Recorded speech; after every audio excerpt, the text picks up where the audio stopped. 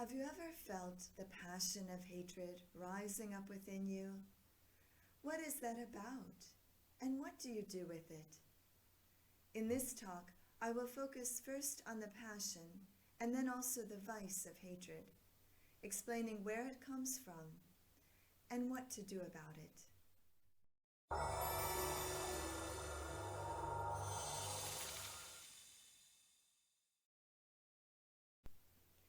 This is the third talk in the series, Aquinas on the Passions.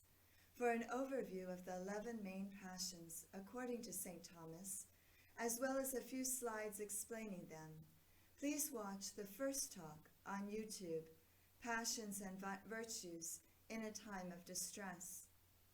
Now, in this talk, I will focus first on the passion and then also the vice of hatred.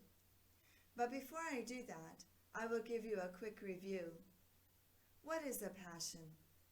A passion is a kind of movement in which I undergo a motion towards a good object or away from an evil one. If you recall from a previous talk, the concupiscible passions concern the simple opposition or contrariety of good and evil objects. This is called the contrariety of object.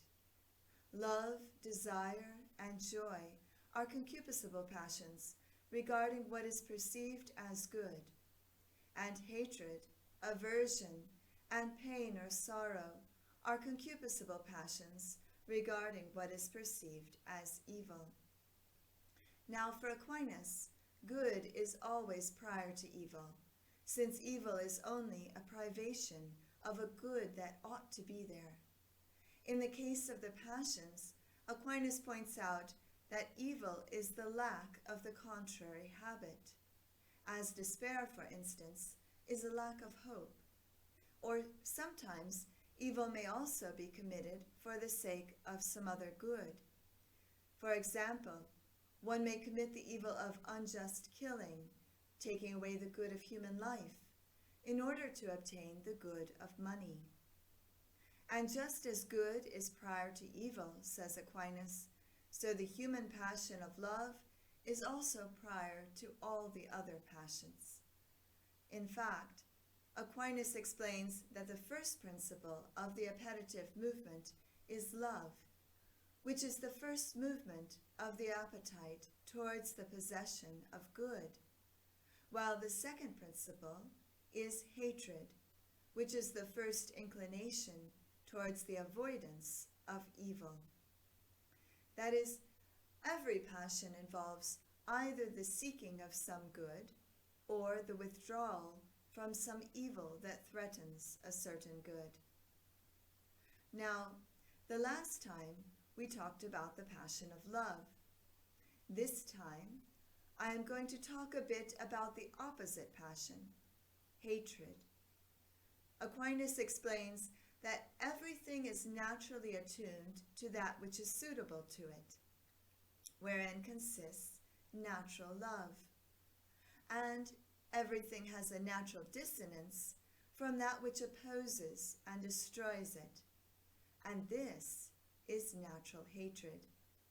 So also, in our appetite, love is a kind of harmony or consonance with that which is apprehended or considered suitable, while hatred is a kind of dissonance of the appetite from that which is apprehended as repugnant or hurtful. Now, just as whatever is suitable, says Aquinas, bears the aspect of good, because the good is whatever is desirable, so whatever is repugnant as such bears the aspect of evil. And so just as good is the object of love, so evil is the object of hatred. Now, as a natural passion, one may feel hatred, for example, for something like the coronavirus, insofar as it brings sickness and even death to many people in the world. This is in itself a great evil, perhaps not the virus itself per se, but the effects of sickness and death are evil and repugnant to our natural desire for health and life. One may also feel a kind of hatred against someone who does one harm. But here we need to distinguish more between the passion and repugnance that we naturally feel against the evil of harm on the one hand, and, on the other hand, a more or less willed consent to hate also the person, which is morally culpable. The passion and hatred we feel towards the evil done is one thing, but one ought not to consent to hating a fellow human being as such, since that person is still good insofar as he or she has being. That is, insofar as he or she is an individual created by God, and who is at least a potential child of God, an inheritor of the kingdom. Potentially, because one can always be converted in this life. It is only in death that there is no more potential for conversion available to us. So even someone who has committed terrible war crimes, which are hateful in themselves, may still, by God's superabundant grace, be converted and even become a great saint before they die. One can think here of the thief on the cross who defended Jesus and who was told, "This day you will be with me in paradise." For this reason, Aquinas explains that love is due to our neighbor in respect of what he or she holds from God, that is, in respect of nature and grace, but not in respect of what he or she has from himself or herself and from the devil, that is, in respect of sin and lack of justice. Consequently, it is lawful to hate the sin in one's brother or sister, and one ought to hate sin, and whatever pertains to the defect from divine justice. But we cannot hate our brother or sister's nature and grace without sin. Now, it is part of our love for our brother or sister that we hate the fault and the lack of good in him or her, since desire for another's good is equivalent to the hatred of his evil. But, says Aquinas, the hatred of one's brother, if we consider it simply speaking, is always sinful. So, the old adage remains, love the sinner, but hate the sin. Or, you could turn it around, hate the sin, but love the sinner. Aquinas explains that hatred for another person may arise from both anger and from envy.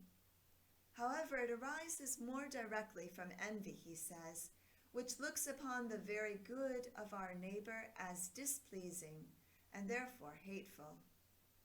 This is because envy, he says, is sorrow for our neighbor's good. We may actually become sad to see another person do well if we give in to envy, and this is morally culpable. So because of envy, it follows that our neighbor's good becomes hateful to us. In addition, while it is not possible to hate the good insofar as it is good, one naturally loves the good and is drawn towards it. Yet it may happen that one hate a particular good, insofar as it is seen as an obstacle to another good. That is, one may hate one thing because one is moved to love another thing more. For example, it is possible that a person may hate God, who is the supreme good, and so ought to naturally be loved. But a person may hate God because that person loves himself more than God, or loves money or fame or some other thing or person more than God. Or one may concentrate on the certain effects of God that may, says Aquinas, be repugnant to a will debased by sin, such that God may be an object of hatred to some, insofar as they look upon him as forbidding sin and inflicting punishment. In this way, the hatred of God directly implies a kind of voluntary aversion from God, since, Aquinas teaches, the defect of sin consists in its aversion from God. And this aversion would not have the character of guilt were it not voluntary. So every sin involves a voluntary aversion from God, although this is usually indirect, in that one is seeking another good in place of God.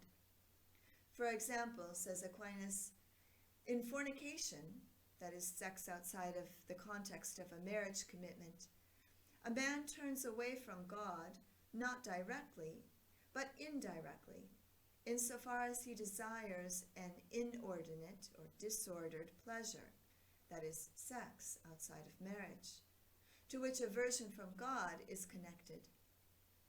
So one generally turns away from God in the process of turning towards something else, regarded as good for one.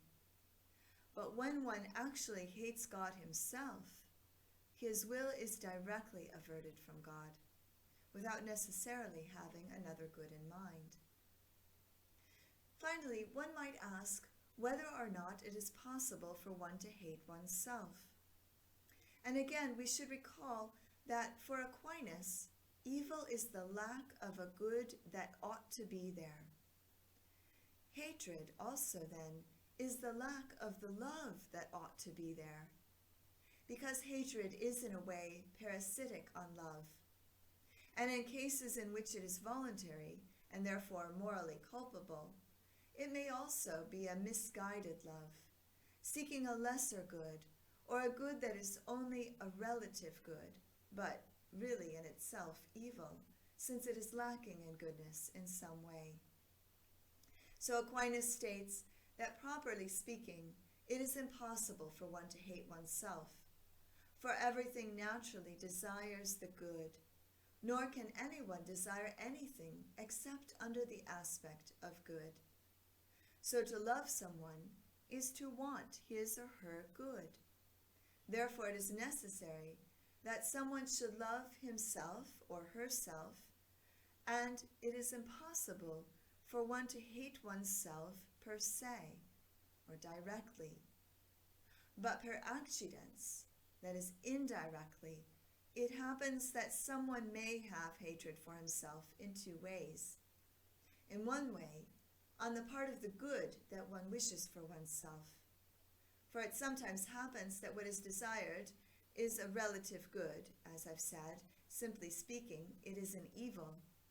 And in this way, someone accidentally or indirectly wills evil for oneself, which is to hate oneself. In another way, one may have hatred on the part of oneself, however, the one to whom one wills the good. Now I'll explain this. A human being is a rational animal, with both spiritual and sense powers. But the spiritual side, which Aquinas calls the mens or mind, is the noblest part of us, because it is that which sets us apart from other animals. Again, this is not dualism. The human being is a body-soul composite, but the part which is higher in us is the soul. So when one chooses a corporeal or sensible good to the detriment of a spiritual good, one is inverting the proper ordering of goods, and is thereby harming oneself by acting against one's own rationality, and so acting against the good of one's own humanity. In this way, Aquinas says, whence in loving themselves according to what they estimate themselves to be, acting as if they were non-rational animals, they hate what they really are, that is, human beings, rational animals, since they will what is contrary to reason. I'll repeat that. For Aquinas, he says, whence in loving themselves according to what they estimate themselves to be, they hate what they really are, since they will what is contrary to reason. And to the objection that one who commits suicide appears to hate himself directly, Aquinas explains, no one wants and does evil to himself or herself, except insofar as one apprehends this under the aspect of good. So also, those who kill themselves consider dying under the aspect of good, insofar as it puts an end to some misery or pain. Of course, although one is not hating oneself directly in committing suicide or other certain serious sins, one is in fact hating oneself indirectly, since one is denying oneself not only of the good of life in this world, but also risks losing the greatest good of eternal life with God. As Aquinas explains, to bring death upon oneself in order to escape the other afflictions of this life is to adopt a greater evil in order to avoid a lesser one. God alone is the author of life, the creator of all things. For this reason, says St. Thomas, the passage from this life to another and happier one is subject not to man's free will, but to the power of God. This is because life is God's gift to us and is subject to his power, who kills and makes to live. Hence, whoever takes his own life sins against God. In addition, to intentionally take one's own life is to commit the sin of murder of oneself. St. Thomas points out, he says, murder is a sin, not only because it is contrary to justice, but also because it is opposed to charity, which one ought to have towards oneself. In this respect, he says, suicide is a sin in relation to oneself. In relation to the community and to God, it is sinful, by reason also of its opposition to justice. The reason that killing oneself is a sin against the community is that it impairs the common good of all the various communities of which the individual is a part, his or her family, city, province or state, nation, and so on. Aquinas explains that everyone is a part of a community, and as such, he belongs to the community. Hence, by killing himself, he injures the community. Therefore, suicide is an act of injustice with respect to the common good of society. We know that members of a family or friends often undergo great pain and suffering when one of their own commits suicide. It can be absolutely devastating. Now, this is not to make light of the extreme physical, psychological, or spiritual suffering that some people undergo, but it is simply to say that to try to escape from that suffering by taking one's own life is actually to inflict much greater harm upon oneself and upon one's community, as well as to sin against God, the giver of all good things. Of course, there may be cases in which the person loses control of his or her reason due to temporary insanity. And St. Thomas explains that when a particularly strong passion arises suddenly and involuntarily, which he terms an antecedent passion, this may in fact diminish the gravity of the sin and may even take away the moral culpability of the action completely, insofar as it is voluntary or involuntary.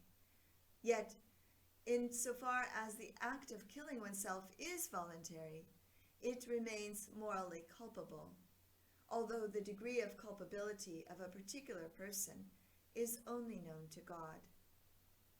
St. Thomas also asks whether it is possible for one to hate the truth, since the truth is what is called a transcendental. It transcends all categories of being, because it is found in all of them, and it is convertible with the good and being. In other words, insofar as something has being, it is also both good and true, at least in a certain respect. This is the case in one, even one who is evil, such as Hitler. The fact that his being is created and sustained by God is good. His human nature, although fallen into sin, still retains a basic truth, insofar as he remains a member of the human species, conformed to the divine intellect, that is, conformed to what God created, at least with regard to his species. Although one may behave like a non-rational animal, one does not, for all of this, become another species. So, because the truth is of itself good, Aquinas teaches that the knowledge of the truth is lovable in itself, but per accidens, that is indirectly, the knowledge of the truth may become hateful to a particular person, insofar as it hinders one from accomplishing one's own desire. So Aquinas explains that although no one hates the truth in general, because everyone in some way considers the truth to be good, yet some particular truth may be an object of hatred, insofar as it is considered hurtful or repugnant to the good that we love. And he says that this may happen in three ways. First, one may hate a particular truth when one wishes that what is true were not true. In other words, one wishes to deny a certain reality that one finds repugnant or hurtful in some way. Secondly, one may find truth repugnant insofar as it hinders one from gaining the object loved. And St. Thomas teaches that such is the case of those who wish not to know the truth of faith, that they may sin freely. This is a kind of voluntary ignorance, which is morally culpable, since we all have the obligation of seeking the truth, particularly in difficult moral decisions, insofar as that is possible to us. Ignorance is not bliss, or if it seems so momentarily, it is something we will have to give an account for to God, insofar as this ignorance is voluntary, and we could have and should have known the truth. And we see this, in fact, even in cases of civil law, where one is obligated to know the law, and simple ignorance of the law is not generally considered an excuse for breaking it. Lastly, Aquinas explains that a particular truth is hated as being repugnant insofar as it is in the intellect of another. For instance, when one wishes to remain hidden in his sin, he hates that anyone should know the truth about his sin. People do not generally want others to know the sin that they have committed. They much prefer that others remain ignorant of the truth.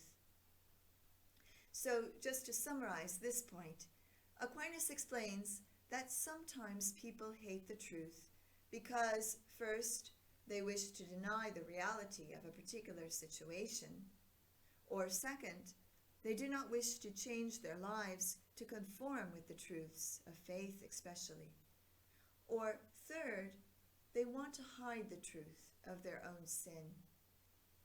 Now, when we speak of rightly ordering our passions according to reason, one might ask, how do you rightly order the passion of hatred? Is there anything we should hate, or is hatred always necessarily a vice? There are things that should be hated, insofar as they are evil, since, as I mentioned earlier, the proper object of hatred is evil. As a purely natural passion, I may feel hatred against anything or anyone that I find repugnant to me. But I have to choose with my will what I really ought to hate, and what I ought not to hate, even when I may feel the passion of hatred arise. So, what should I hate? Aquinas teaches in his Sermon on the Creed, whoever wishes to live with perfection should do nothing other than to despise what Christ despises, and desire what Christ desires. What does Christ despise? He despises sin, which he came to free us from by his passion. And he despises death, which he overcame by his resurrection. What does he desire? He desires the love of charity for God and neighbor. Again, our difficulty is often in discerning between what is truly good and what is only apparently good, or between what is truly evil and what is only apparently evil. Or when there is a mix of good and evil, as there so often is in this life and often in each one of us. We do not always love what is good and hate what is evil, but sometimes we confuse the two. Again, we must seek to love what is God's gift of nature and grace in others, and hate what is from the devil and from sin. One key to dealing with difficult passions and vices is to strive to cultivate the opposite passion, or the associated virtue. The opposite of hatred is the passion of love, and the associated virtue is charity. So, we need to try to cultivate love and charity. Aquinas explains that although sometimes one may feel hatred more strongly than love, love is in reality stronger than hatred, just as good is prior to evil, since evil is simply, again, a privation of a good that ought to be there, and hatred is a privation of love. That is, again, it is parasitic on love.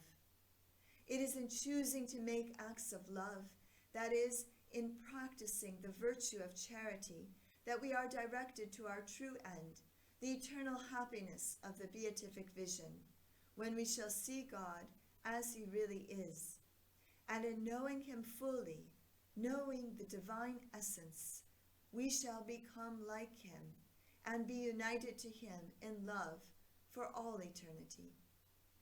This is our Christian hope. And it is by focusing on this and on the other great goods of God's grace and mercy that we may move forward with confidence, loving both God and neighbor.